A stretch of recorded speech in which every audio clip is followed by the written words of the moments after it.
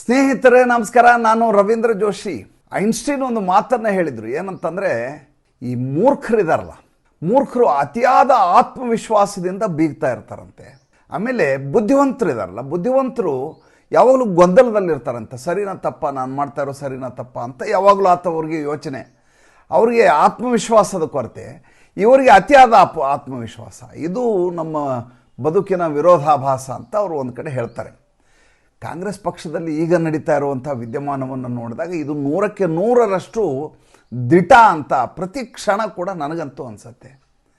ಯಾಕೆಂದರೆ ಯಾವ ಪಕ್ಷ ಮೊನ್ನೆ ತಾನೇ ಬಿಹಾರದಲ್ಲಿ ಇನ್ನಿಲ್ಲದ ಹಾಗೆ ಸೋಲನ್ನು ಕಂಡಿದೆ, ಯಾವ ಪಕ್ಷದ ನಾಯಕ ಜನರನ್ನು ಸೆಳೆಯುವಲ್ಲಿ ವಿಫಲನಾಗಿ ರಾಜಕೀಯವಾದ ಅಸ್ತಿತ್ವವನ್ನೇ ಕಳ್ಕೊತಾ ಇದ್ದಾರೋ ರಾಹುಲ್ ಗಾಂಧಿ, ಅಂಥ ಕಾಲಘಟ್ಟದಲ್ಲಿ ಅವರ ಚೇಲಾಗಳು ಇವತ್ತು ನಡ್ಕೊಳ್ತಾ ಇರೋ ರೀತಿಯನ್ನು ನೋಡಿದರೆ ಪಕ್ಷವನ್ನು ಸಂಪೂರ್ಣವಾಗಿ ಪತನಗೊಳಿಸುವಲ್ಲಿ ಅವರದೇ ಸಾಧನೆ ಭಾಳ ದೊಡ್ಡ ಮಟ್ಟದ್ದು ಅಂತ ನನಗನ್ಸುತ್ತೆ.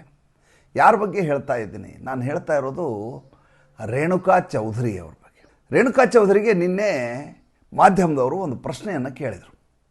ಅವ್ರು ಕೇಳ್ತಾರೆ, ನೀವು ಬೀದಿಯಲ್ಲಿ ಹೋಗ್ತಾ ಇರುವಂಥ ನಾಯಿನ ಕರ್ಕೊಂಡು ಸಂಸತ್ತು ಒಳಗಡೆ ಹೋಗ್ತಾ ಇದ್ರಿ, ಕೇಳಿದ್ರು ಒಂದು ಮಾತನ್ನು ಹೇಳಿದ್ರು, ಒಳಗಡೆ ಕೂಡ ಇದೇ ಥರದ ನಾಯಿಗಳೇ ಕೂತಿದ್ದಾವಲ್ವಾ, ಈ ನಾಯಿ ಏನು ಕಚ್ಚೋದಿಲ್ಲ, ಒಳಗಡೆ ಇರೋ ನಾಯಿಗಳು ಕಚ್ತವೆ ಅಂತ ಹೇಳಿದ್ರಿ, ಅದಕ್ಕೆ ಆಡಳಿತ ಪಕ್ಷದವರು ನಿಮ್ಮ ವಿರುದ್ಧ ಹಕ್ಕುಚ್ಯುತಿ ನಿರ್ಣಯವನ್ನು ತರ್ತಾರಂತಲ್ಲ, ಹೌದಾ ಅಂತ ಮಾಧ್ಯಮದವರು ಪ್ರಶ್ನೆ ಕೇಳ್ತಾರೆ. ರೇಣುಕಾ ಚೌಧರಿ ಏನು ಹೇಳಿರ್ಬೋದು ಹೇಳಿ? ರೇಣುಕಾ ಚೌಧರಿ ಇನ್ನಿಲ್ಲದ ಹಾಗೆ ದುರಹಂಕಾರದಿಂದ ಬೀಗ್ತಾ ಅಲ್ಲಿಂದ ಹೊರಡ್ತಾರೆ. ಮತ್ತೆ ಮಾಧ್ಯಮದವ್ರು ಪ್ರಶ್ನೆ ಕೇಳಿದ ಬೌ ಬೌ ಅಂತ ಅಂತಾರೆ.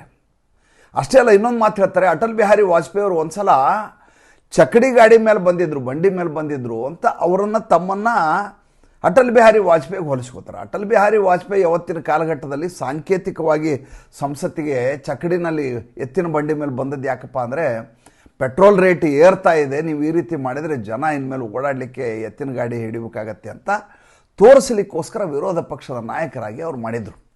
ಆದರೆ ರೇಣುಕಾ ಚೌಧರಿ ತಾನು ನಾಯಿ ಹಾಗೆ ಬೊಗಳಿದ್ದನ್ನು ಅಟಲ್ ಬಿಹಾರಿ ವಾಜಪೇಯಿ ಅವ್ರ ಜೊತೆ ಹೋಲಿಸ್ಕೋತಾರೆ ಅಂದರೆ ಇವರ ಪಕ್ಷ ಎಷ್ಟು ನೈತಿಕವಾಗಿ ದಿವಾಳಿಯಾಗಿದೆ ಅನ್ನೋದು ಅರ್ಥ ಆಗುತ್ತೆ.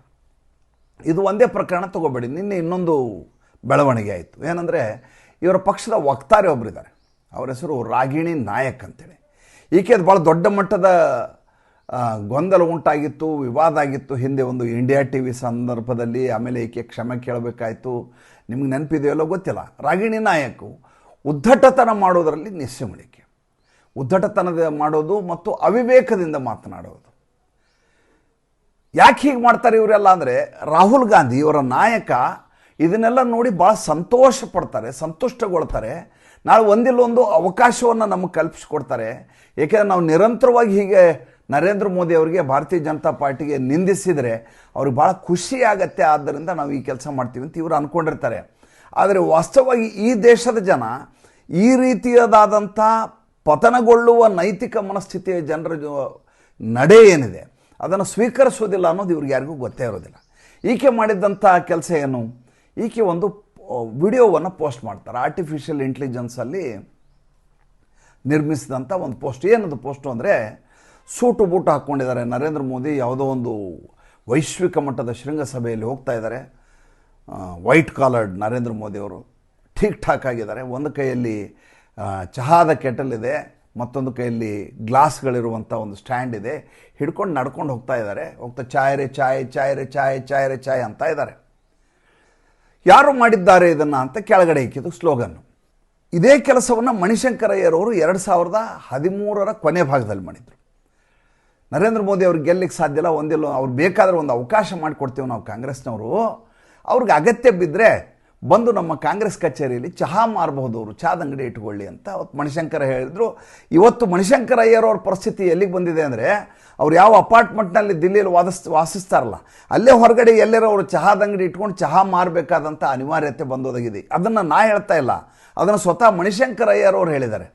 ಮಣಿಶಂಕರಯ್ಯವರು ಹೇಳ್ತಾರೆ, ನಾನು ನಿರಂತರವಾಗಿ ರಾಹುಲ್ ಗಾಂಧಿ ಅವ್ರನ್ನ, ಸೋನಿಯಾ ಗಾಂಧಿ ಅವ್ರನ್ನ ಮಾತಾಡ್ಸ್ಲಿಕ್ಕೆ ಪ್ರಯತ್ನ ಮಾಡ್ತಾ ಇದ್ದೀನಿ, ನನ್ನ ಫೋನನ್ನೇ ರಿಸೀವ್ ಮಾಡ್ಕೋತಾ ಇಲ್ಲ. ಈ ದೇಶದಲ್ಲಿ ಕಾಂಗ್ರೆಸ್ನಲ್ಲಿ ಏನು ನಡೀತಾ ಇದೆ ಅಂತ ನನಗೆ ಗೊತ್ತೇ ಆಗೋದಿಲ್ಲ, ಯಾವ ಅಪ್ಡೇಟ್ಗಳನ್ನು ಕೊಡ್ತಾ ಇಲ್ಲ, ಯಾವ ವಿಷಯದಲ್ಲಿ ನನ್ನನ್ನು ಕರೀತಾ ಇಲ್ಲ, ನನಗೆ ಇವತ್ತು ಯಾವ ಕೆಲಸ ಇರಲಾರ್ದಂಥ ಯಥೋಭ್ರಷ್ಟ ತಥೋಭ್ರಷ್ಟ ಪರಿಸ್ಥಿತಿಗೆ ಬಂದಿದ್ದೀನಿ ಅಂತ ಅವರೇ ಹೇಳ್ಕೊಂಡಿದ್ದಾರೆ. ಈಗ ರಾಗಿಣಿ ನಾಯಕ್ ಅದೇ ಕೆಲಸವನ್ನು ಮಾಡ್ತಾ ಇದ್ದಾರೆ. ನಾಳೆ ಅವ್ರದ್ದು ಅದೇ ಗತಿ ಆಗತ್ತೆ, ಅದು ಬೇರೆ ವಿಚಾರ. ಆದರೆ ಇವರ ಉದ್ದಟತನ ಮತ್ತು ಇವರ ಅತಿಯಾದ ಆತ್ಮವಿಶ್ವಾಸ ಏನು ಅಂತ ಇವತ್ತು ನಾನಿಲ್ಲಿ ಚರ್ಚೆ ಮಾಡ್ತಾ ಇರೋದು.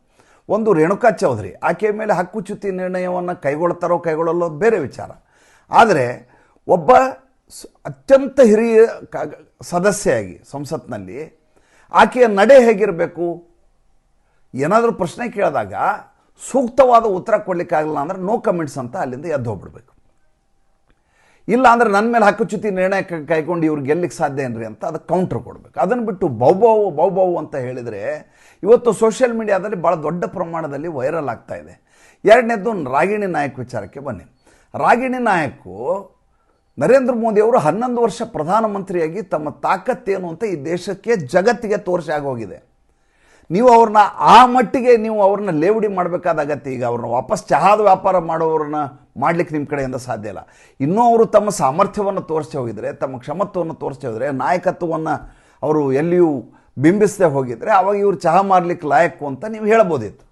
ಆದರೆ ಜಗತ್ತಿನ ಎಲ್ಲ ನಾಯಕರು ಅವ್ರನ್ನ ನಾಯಕ ಅಂತ ಒಪ್ಕೊಂಡ ಸಂದರ್ಭದಲ್ಲಿ ಈ ದೇಶದಲ್ಲಿ ಅಧಃಪತನಗೊಂಡಿರುವಂಥ ಪಕ್ಷ ಕಾಂಗ್ರೆಸ್ಸು ಅಡ್ರೆಸ್ಗೆ ಇಲ್ಲ. ಎಲ್ಲಿಗೆ ಬರುತ್ತೆ ಇವ್ರ ಪರಿಸ್ಥಿತಿ ಅಂದರೆ ನೋಡಿ, ಬಿಹಾರದಲ್ಲಿ ಈತ ನೀರಿನಲ್ಲಿ ಮುಳುಗಿ ಎದ್ದು ನಾನು ಮೀನು ಹಿಡಿತಾ ಇದ್ದೀನಿ ಅಂತ ಓಡಾಡಿದರು ರಾಹುಲ್ ಗಾಂಧಿ ಅವರು.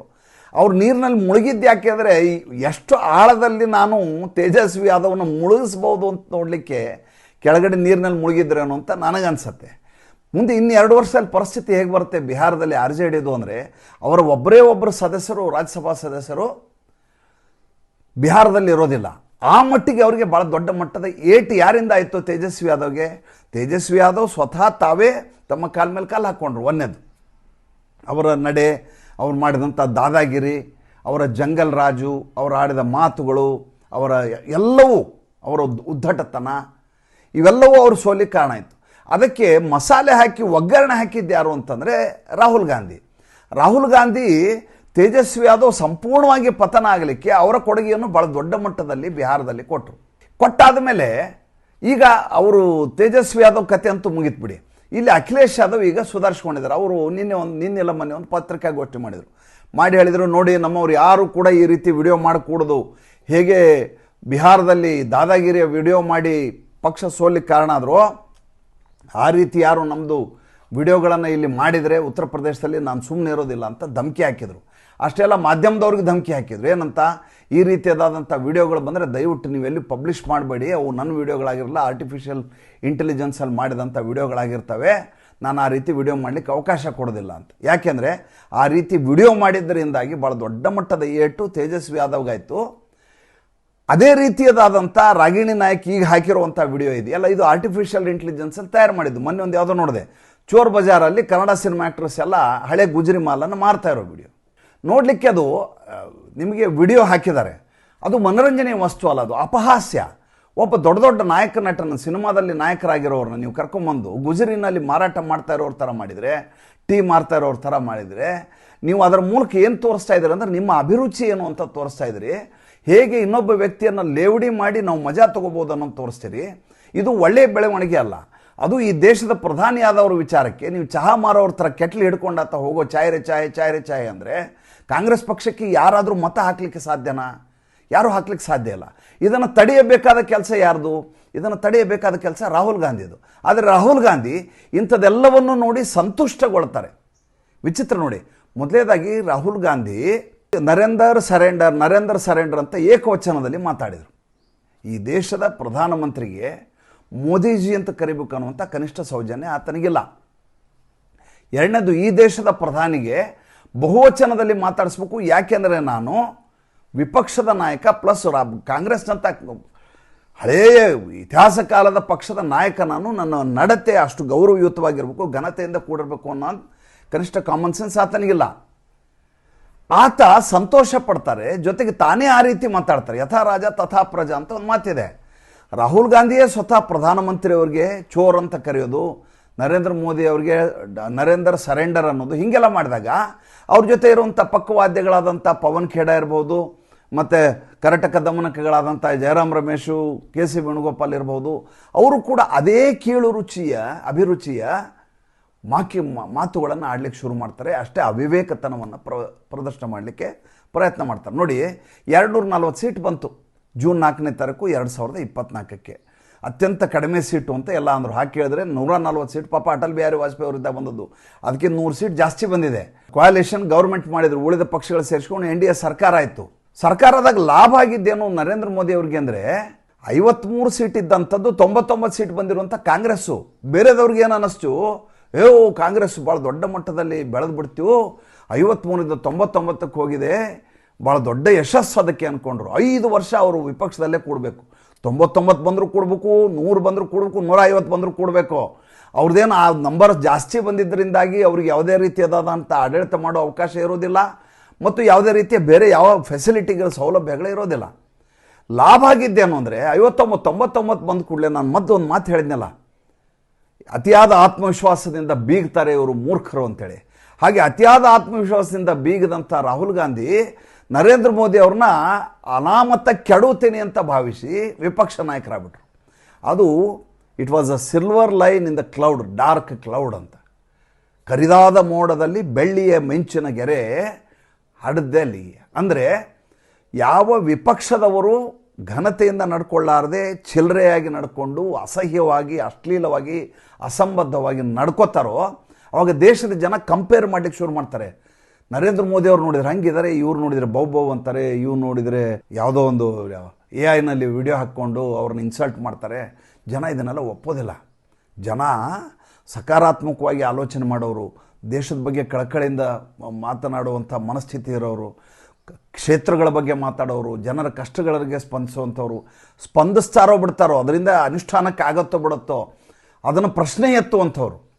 ನಾನು ಹೇಳೋದು, ವಿಪಕ್ಷದವರು ಆ ರೀತಿ ಮಾತಾಡೋದ್ರಿಂದ ಸರ್ಕಾರದ ನಡೆ ಬದಲಾಗದೇ ಇರಬಹುದು. ಆದರೆ ಜನರಿಗೆ ಅನ್ಸತ್ತೆ, ಇಲ್ಲ ಇವರು ನಮ್ಮ ಪರವಾಗಿ ಕೆಲಸ ಮಾಡ್ತಾ ಇದ್ದಾರೆ, ವಿಪಕ್ಷದಲ್ಲಿದ್ದರೂ ಪರವಾಗಿಲ್ಲ, ಇವರಿಗೆ ಕಳಕಳಿ ಇದೆ ದೇಶದ ಬಗ್ಗೆ, ದೇಶದ ಜನರ ಪರವಾಗಿ ಇವ್ರು ಮಾತಾಡೋದು ಯಾವುದ್ರ ಬಗ್ಗೆ? ತಮ್ಮ ಅಸ್ತಿತ್ವದ ಬಗ್ಗೆ ಮಾತಾಡ್ತಾರೆ. ತಮ್ಮ ಅಸ್ತಿತ್ವದ ಬಗ್ಗೆ ಏನು ಮಾತಾಡ್ತಾರೆ? ಎಲ್ಲಿ ಓಟ್ ಚೋರಿ ಆದರೆ ತನ್ನ ಪಕ್ಷ ಬರೋದಿಲ್ಲ ಅನ್ನೋದ್ರ ಬಗ್ಗೆ ಮಾತಾಡ್ತಾರೆ. ಓಟ್ ಚೋರಿ ಆಗೋದ್ರಿಂದ ಮತದಾರರಿಗೆ ನಷ್ಟ ಆಗತ್ತೆ, ಮತದಾರರ ಹಕ್ಕು ಹೊರಟೋಗತ್ತೆ ಅಂತ ಇವರು ಜನರ ಮನಸ್ಸಿನಲ್ಲಿ ಅಚ್ಚೊತ್ತುವುದರಲ್ಲಿ ವಿಫಲರೇ ಆಗಿಬಿಟ್ರು. ಈಗ ಅದ್ರ ಬಗ್ಗೆ ಡಿಸ್ಕಷನ್ಗೆ ಹಾಕ್ಕೊಂಡಿದ್ರು. 9ನೇ ತಾರೀಕು ಇದೆ, ಅದು ಚರ್ಚೆ ಮಾಡಿ ಏನು ಮಾಡ್ತೀರಿ ನೀವು? ಇದನ್ನು ತೀರ್ಮಾನ ಮಾಡಬೇಕಾಯ್ತು ಚುನಾವಣಾ ಆಯೋಗ. ಚುನಾವಣಾ ಆಯೋಗದ ಕೇಸು ಸುಪ್ರೀಂ ಕೋರ್ಟಲ್ಲಿದೆ. ಆ ಕಡೆ ಸುಪ್ರೀಂ ಕೋರ್ಟು ಇದಕ್ಕೆ ಸರಿಯಾದ ನಡೆಯನ್ನು ಹೇಳಬೇಕು ಅಥವಾ ಅವಕಾಶ ಮಾಡಿಕೊಡ್ಬೇಕು ಅಥವಾ ಇದನ್ನು SIRನೇ ರದ್ದು ಮಾಡಬೇಕು. ಸ್ವತಃ ಸುಪ್ರೀಂ ಕೋರ್ಟು ಸ್ಪಷ್ಟವಾಗಿ ಬಿಹಾರದ ವಿಚಾರದಲ್ಲಿ ಹೇಳಿದೆ, ಮೊನ್ನೆ ಕೂಡ ವಿಚಾರಣೆಯಲ್ಲಿ ಹೇಳಿದೆ. ನೀವು ಹಾಗಾದರೆ ಸಂಸತ್ತಿನಲ್ಲಿ ಇದ್ರ ಬಗ್ಗೆ ಚರ್ಚೆ ಮಾಡಿ ಏನು ಮಾಡೋರು? ಜನರಿಗೆ ಇದರಿಂದ ಏನು ಲಾಭ? ಮತದಾರರಿಗೆ ಏನಾದರೂ ಅನುಕೂಲ ಆಗತ್ತಾ? 12 ರಾಜ್ಯಗಳಲ್ಲಿ ಈಗಾಗಲೇ ನಡೀತಾ ಇದೆಪ್ಪ ಮತದಾರರ ಪಟ್ಟಿಯ ಪರಿಷ್ಕರಣೆ. ಎಲ್ಲಿಯಾದರೂ ಗೊಂದಲ ಆಗಿದ್ದು, ಎಲ್ಲಿಯಾದರೂ ಇದ್ರ ಬಗ್ಗೆ ಜನ ಬಂದು ಬೀದಿಗಿಳಿದು ಹೋರಾಟ ಮಾಡಿದ್ದು ಎಲ್ಲಿಯಾದರೂ ನೋಡಿದ್ದೀರಾ? ಎಲ್ಲಿಯೂ ಇಲ್ಲ. ಹೋಗಲಿ, ಬಿಹಾರದಲ್ಲಿ SIR ಮಾಡಿದರು. ಎಲ್ಲಿಯಾದರೂ ಮರು ಮತದಾನ ಆಯಿತಾ? ಎಲ್ಲಾದರೂ ಜನ ಬಂದು ನಮ್ಮ ಮತದಾರ ಹಕ್ಕನ್ನು ಕಿತ್ಕೊಂಡಿದ್ದಾರೆ, ಇವರು ನಮ್ಗೆ ಇನ್ನೊಂದು ಸಲ ಚುನಾವಣೆ ಮಾಡಿ ಅಂತ ಹೇಳಿದ್ರ, ಅಥವಾ ನಮ್ಗೆ ಅಸಹಾಯಕರಾಗಿ ಗೋಗರದ್ರ? ಎಲ್ಲಿಯೂ ಆಗಿಲ್ಲ. ಅಂದರೆ ನೀವು ನರೇಂದ್ರ ಮೋದಿಯವರು ಇನ್ನಷ್ಟು ವಿಜೃಂಭಿಸಲಿಕ್ಕೆ ಈ ರೀತಿಯಾದಂಥ ಉಪದ್ವ್ಯಾಪವನ್ನು ಮಾಡ್ತಾ ಇದ್ದೀರಿ. ರಾಗಿಣಿ ನಾಯಕ್ ಆಗಿರ್ಬೋದು, ಈ ರೇಣುಕಾ ಚೌಧರಿ ಆಗಿರ್ಬೋದು, ಇವರೆಲ್ಲವೂ ಮಾಡ್ತಾ ಇರೋದು ನರೇಂದ್ರ ಮೋದಿ ಎಷ್ಟು ಶ್ರೇಷ್ಠ ಅಂತ ತೋರಿಸಲಿಕ್ಕೆ ತಮ್ಮ ನೀಚತನವನ್ನು ಪ್ರದರ್ಶನ ಮಾಡ್ತಾ ಇದ್ದಾರೆ. ನಾವು ಇದ್ರ ಬಗ್ಗೆ ಸಂತೋಷ ಪಡಬೇಕಾ, ಏನು ಮಾಡಬೇಕು ಯೋಚನೆ ಮಾಡಿ ಹೇಳಿ. ನಮಸ್ಕಾರ.